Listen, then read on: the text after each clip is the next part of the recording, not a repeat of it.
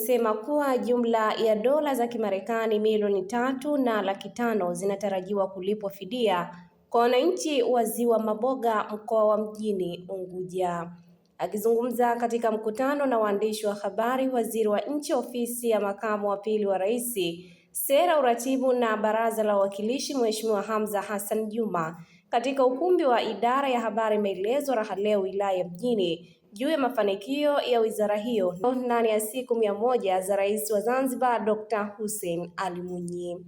Amesema kuwa moja kati ya maagizo ya Mheshimiwa Rais Dr. Mwinyi kwa wizara hiyo ni kufanyia kazi maeneo yanayoathiriwa na maji ikiwemo eneo la Ziwa Maboga kama hapa anavyoeleza.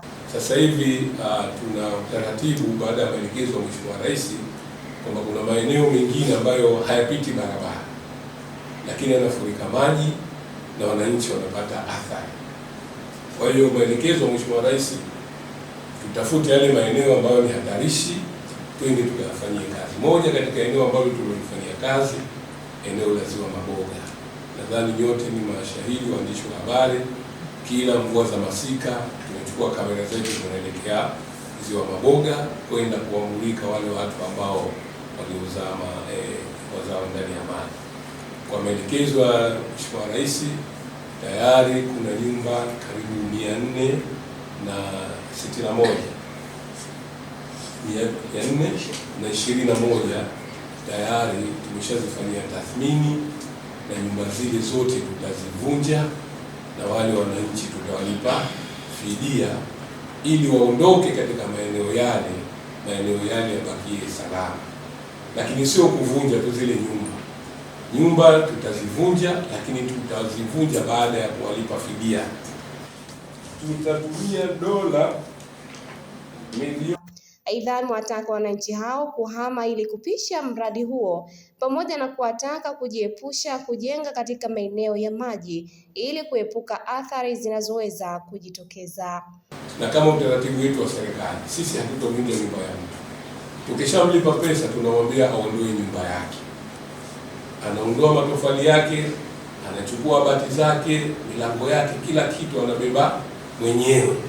Sisi hatubakishie lile eneo. So pale tuna mradi mkubwa wa kulitengeneza lile bwawa liwe bwawa la kisasa kabisa. Sasa hivi ukienda pale, taka yanatupwa, mapempas yanatupwa, yani kila mtu mwenye uchafu wake anakwenda kutupa kwenye lile ziwa. Unajua utamaduni wetu wa Zanzibar, tunashindwa kujali afya zetu wakati mwingine, na pia watu wanasababisha maradhi. Kwa hiyo sasa hivi tayari wananchi wameshaanza kufanya hizo tathmini na utaratibu wa malipo.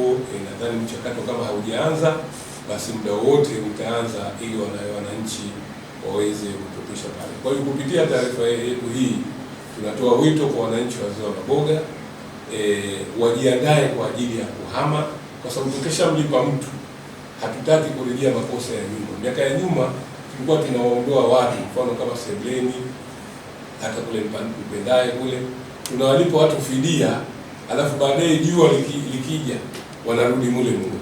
Kwa hiyo ndio maana sasa hivi tunataka tukishamlipa mtu fidia, nyumba yake aiondoe. Ameshindwa kuiondoa, basi tutakwenda kuiondoa sisi.